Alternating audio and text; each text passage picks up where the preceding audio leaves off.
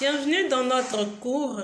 Nous allons apprendre à lire les consonnes telles qu'on les entend, quand on les prononce ou quand on lit les mots. Ici, ce sont les lettres qui sont écrites en majuscules et à droite, les mêmes lettres sont écrites en minuscules. On y va. J'aimerais vous présenter mes excuses pour les bruits que vous entendez en fond sonore. Il y a du travail autour de nous. On commence. B, que, de, f, g, h, je. Je vous écoute.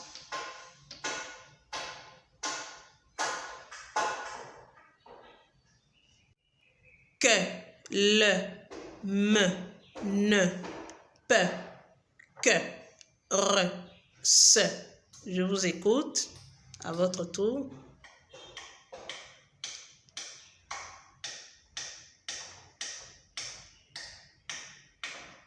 Bravo. Te, ve, we, que se, ye, ze. À votre tour, je vous écoute.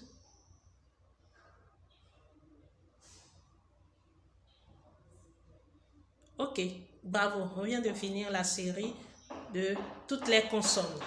On va tout reprendre ensemble. B, que, de, f, g, je, que, le, me, ne, pe, que, re, se, te, ve, we, que se, ye, ze. Maintenant, nous allons continuer avec les voyelles.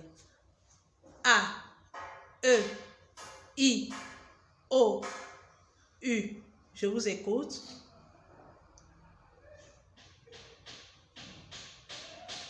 Ok, bravo. Nous allons maintenant étudier les accents.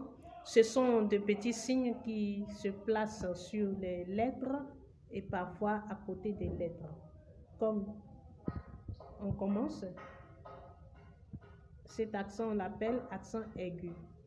Pilon, debout. Chapeau. Accent grave. Tréma. Vous voyez les exemples? Voilà. Accent aigu, c'est comme un pilon debout. Accent chapeau, on l'appelle aussi accent circonflexe. Accent grave, comme une petite calebasse, voilà, et coupée, voilà. Ici, c'est le tréma, c'est deux points positionnés l'un à côté de l'autre. Regardez un peu les exemples. Vous allez remarquer que ici, le E porte l'accent aigu et il devient E. Ici, c'est le qui est à côté de lui, l'accent aigu. On l'appelle désormais le L apostrophe. Voilà. Chaque fois que vous allez le trouver à côté, vous allez dire que c'est la consonne apostrophe. Le E qui porte l'accent chapeau devient E. Le U aussi peut porter l'accent chapeau. Le E ici porte l'accent grave, une calebasse. On dirait que sa bouche est ouverte. Voilà. Le E devient E quand il porte l'accent grave. Le U aussi peut porter l'accent grave. Le E peut aussi porter l'accent tréma. Le I aussi porte l'accent tréma. Donc, rien ne change au niveau de E tréma. C'est toujours le E.